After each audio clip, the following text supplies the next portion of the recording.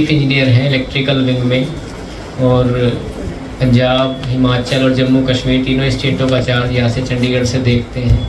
आप बहुत ही सरल स्वभाव के हैं, परमात्मा में बहुत विश्वास रखते हैं। आपके फादर एक IPS ऑफिसर थे यूपी कैडर में, और आपने भी फादर को फॉलो करते हुए बहुत अच्छी पढ़ाई की और ITS ज्वाइन किया इंडियन टेलीकॉम सर्विसेज में। तब BSNL डिपार्टमेंट ऑफ टेलीकम्युनिकेशन होता था। IIT रुड़की से आपने MTech पास किया। इनके जो बेटे हैं वो भी IIT कानपुर में पढ़ते हैं। तो पूरा ही परिवार जो है इस प्रकार से पढ़ने लिखने में मेहनती है और अच्छे कर्मों में आप विश्वास रखते हैं। आपको छोटा सा निमंत्रण दिया, आपने आना भी स्वीकार किया और ये भी स्वीकार किया कि मैं भी इस योग को सीखूंगा, राजयोग को, और अपने जीवन में ला करके और भी फ़ायदा इसका लूँगा। आपके मिसेज भी आए हैं, तो आपका बहुत बहुत शुक्रिया है और अभिवादन है। आप भी आज शुभकामनाएँ देंगे अवनीश कुमार शुक्ला जी। ओम शांति। इसके बाद स्लिप्स डिस्ट्रीब्यूट कर देना, 5 मिनट छूट जाए आप भी। परम श्रद्धेय कविता दीदी, मनु दीदी, सुधीर जी और यहाँ सभी उपस्थित बंधुगण, आज चूँकि इतना आध्यात्मिक मौका है तो मुझे लगता है कि मुझे भी प्रणाम आध्यात्मिक तरीके से ही करना चाहिए। तो जो मैंने सीखा है उसके हिसाब से, सिया राम मैं सब जग जानी, करऊँ प्रणाम जोर जुग पानी। मतलब आप सभी में, यदि हम लोग सभी में ईश्वर का अंश माने, चाहे वो अपना दोस्त हो, दुश्मन हो, जीव हो, जंतु हो, इवन अपनी जो दीदियां हैं उनकी किटी वाली सहेलियां हों, उनमें भी अगर हम ईश्वर के ही दर्शन करें तो ये जो ईर्ष्या, बैर भाव, ये जो तरह तरह की भावनाएं आती हैं वो नहीं आएंगी। और जो आप मुझे, जो सुधीर जी ने या कविता दीदी ने जो हमें ये मौका दिया, तो जैसा कहा गया है कि सत्संगत से अच्छा कुछ नहीं। एक घड़ी आधी घड़ी आधी में पुनः आध, तुलसी संगत साधु की हरै कोटि अपराध। एक घड़ी शायद 60 से पहले मानी जाती है, एक दिन में 60 घड़ी, तो 24 मिनट मान लीजिए, उसका आधा करिए तो 12 मिनट, फिर आधा करिए तो 6 मिनट। केवल 6 मिनट भी अगर आप बैठ लें अच्छे संतों के साथ तो करोड़ों अपराध आपके दूर हो जाते हैं। वही अगर आप दुर्जनों के साथ बैठेंगे तो आपकी संगति वैसी होगी और वैसे ही होगी। इवन ये कहा गया, सठ सुधरई सत्संगत पाई, पारस परस उधात सुहाय। सठ मतलब दुर्जन व्यक्ति भी है वो भी सुधर जाता है अच्छी संगति में, जैसे पारस लोहे को छू दे तो सोना हो जाता है। तो इसलिए आज मैं परम धन्य हुआ कि आप लोगों के साथ इतनी अच्छी संगति में मुझे टाइम बिताने का मौका मिला। मैं भी अपने एक दो, जो मेरे फादर हालांकि IPS ऑफिसर थे, लेकिन वो अध्यात्म या हमारे बाबा काफ़ी अध्यात्म से जुड़े थे, तो बचपन में जो एक दो कहानियाँ सुनी और जो मुझे आज तक याद है, जैसे उन्होंने एक सुनाया था कि रहीमदास जी अक्सर दान करते थे, और जब भी वो दान करते थे तो उनकी नज़रें बिल्कुल नीचे रहती थीं, और जैसे जैसे हाथ उठता था तो बिल्कुल नीचे हो जाता था। तो लोग तुलसीदास जी के पास गए कि भाई ये अगर ऐसे दान करने में इनको इतनी शर्म आ रही है तो ये करते ही क्यों है भाई, इतनी शर्म की बात है। तो वो तो समझ गए, लेकिन उन्होंने एक दोहा लिखा कि जाओ उनसे जाके पूछ लो, वो खुद ही जवाब देंगे। तो उन्होंने लिखा, ऐसी देनी देन जो क्यों करते हो सैन, ज्यों ज्यों कर ऊंचो करो। जैसे ही हाथ देने के लिए ऊंचे करते हैं, त्यों त्यों नीचे नैन, वैसे ही आपके नैन बहुत नीचे हो जाते हैं।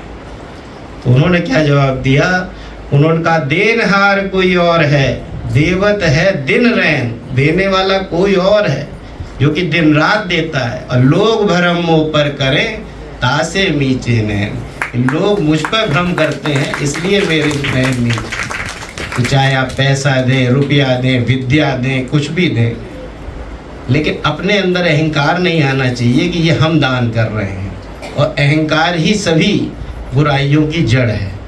तो ये जो एक मैंने सीखा, एक ये, और दूसरे एक छोटी सी कहानी, जैसे बचपन में काफ़ी भाई बहन होते हैं, हम लोग लड़ते झगड़ते रहते थे, तो मम्मी जब आती थी तो ये लड़ गए वो लड़ गए, तो पापा एक बहुत ही अच्छी लाइन बोलते थे, उससे हम सब बच्चे बच जाते थे, लेकिन अब उसका मतलब समझे। अगर उसमें देखा जाए कहानी ये थी कि शायद भृगु, ये सभी ऋषियों में ये तय हुआ कि ब्रह्मा विष्णु महेश जी हैं, कौन सबसे मतलब इन तीनों में भी श्रेष्ठ कौन है। तो भृगु ऋषि की ड्यूटी लगाई गई कि भाई जाइए और पता करिए कि इन तीनों में कौन श्रेष्ठ है। तो भृगु ऋषि जी पहले ब्रह्मा जी के यहाँ गए, वहाँ कुछ बोले, कुछ अपशब्द बोले, तो उन्होंने तत्काल कहा कि अभी भस्म कर देते हैं। तो उन्होंने हाथ जोड़े कि सब हम जा रहे हैं, गलती हुई, क्षमा मांगी। फिर वो शिव जी के पास गए, इसी तरह कुछ वचन बोले कि भाई यहाँ बैठे हैं बिना कपड़ों के, अच्छा नहीं लगता, कुछ इस तरह की बातें करी। उन्होंने अपना तीसरा नेत्र खोला कि अभी तुम्हें भस्म किए देता हूँ। उन्होंने फिर कहा क्षमा करें सब। फिर पहुँचे हुए विष्णु भगवान के पास और जाते ही बोले कि यहाँ पर आप क्षीर संयम पढ़े हैं, वहाँ मृत्यु लोक में सब लोग परेशान हैं, आप चैन से बंसी बजा रहे हैं। और जाके उन्होंने उनके पैर अपने लात मारी उनके हृदय पर। और अभी भी विष्णु जी के माना जाता है कि यहाँ पर एक पैर का चिन्ह रहता है।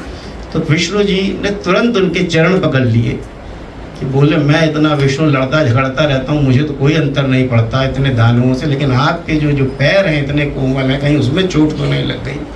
तो उस पर उन्होंने एक लाइन लिखी, का रहीम भृगु को वटो, क्या रहीम प्रभु को घटो, जो भृगु मारी लात, क्षमा बड़न को चाहिए छोटन को द्वार। मतलब सबसे अच्छी जो अगर कोई आपके अंदर क्वालिटी, ये हो सकता है ये कहानियाँ हों, लेकिन इसमें ये बताना चाहते हैं कि क्षमा अगर आप कर सकते हो, क्षमा करना बहुत कठिन है। यदि आप किसी को क्षमा कर देते हैं तो उसका तो भला होता ही होता है, आपके अंदर जो एक उसके प्रति ईर्ष्या है जो सालों से लेके चल रहा है वो खत्म हो जाती है। ये दो कहानियों ने मेरे जीवन में काफ़ी रखा।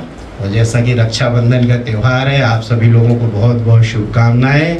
और उसके विषय में भी अगर एक पुरानी सबसे कहानी की चर्चा की जाए, ये माना जाता है कि जो बाल भगवान हुए हैं उन्होंने, क्या नाम है इस कहानी के पीछे, रक्षाबंधन के पीछे यही है कि वो जब गए और उन्होंने जो वो बाली दैत्यराज थे वो दान कर रहे थे, तो वहाँ 52 अंगल के बन के गए और उन्होंने कहा कि हमें पूरा वो चाहिए, 3 पग धरती चाहिए। तो उन्होंने पहले पग में वो ले लिया, दूसरे पग में वो, तीसरे पग में सब कुछ उन्होंने ले लिया। उनके पास राजा बाली के पास कुछ नहीं बचा।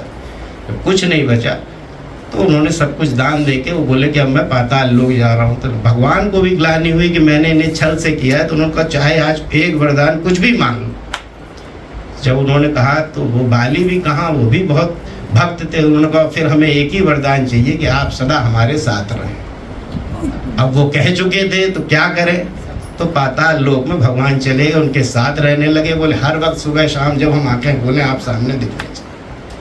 तो वो इस तरह जब दिखाई देते थे। और अब वहाँ लक्ष्मी जी परेशान कि भाई भगवान कहाँ गए। बोले वो तो बाली जी के साथ गए, वहीं रह रहे, क्या करें। अब जब भगवान खुद ही कर चुके हैं तो भगवान को कैसे वापस लाया जाए। कौन भगवान से लड़े, न लड़के न झगड़ के किसी तरीके से नहीं आ सकते। तो नारद जी ने लक्ष्मी जी को एक ही तरीका बताया कि बस एक ही तरीका है, प्रेम से ही भगवान को लाया जा सकता है। वो तरीका ये है कि आप जाइए। और लक्ष्मी जी पाताल लोक गई, वहाँ थोड़ा उन्होंने रोदन वोदन शुरू किया। तो जब बाली आए बोले क्या चाहिए, तो बोले मेरे भाई नहीं है, बस मुझे बहन बना लीजिए। तो उन्होंने तुरंत बहन बनाया। उन्होंने रक्षा कलश वाला, बोले क्या चाहिए, बोले कुछ नहीं, बस मेरे पति जी को लौटा दीजिए। और इस तरह तो मतलब कहने का ये है कि प्रेम से भगवान को भी पाया जा सकता है। तो इसलिए आप सभी को बहुत बहुत शुभकामनाएं। और साइंस का विद्यार्थी होने के नाते एक लास्ट लाइन, हालांकि 5 मिनट कहा था, शायद मैंने ज़्यादा टाइम ले लिया, एक लाइन और कहना चाहूँगा कि कविता दीदी, मनु दीदी के जो वस्त्र हैं, सफ़ेद वस्त्र, अपने आप में साइंस ये कहती है कि वाइट ही एक ऐसा कलर है जो कोई भी कलर सोखता नहीं, जो है सब कलर वापस कर देता, वो कुछ भी नहीं सोखता। तेरा तुझको अर्पण क्या लागे मेरा, सब कुछ वापस कर देता है। तो मैं धन्य हूँ कि आप लोगों के साथ इतना टाइम बिताया। मैं बहुत बहुत शुक्रगुजार हूँ कविता दीदी का। बहुत बहुत शुभकामनाएं। धन्यवाद।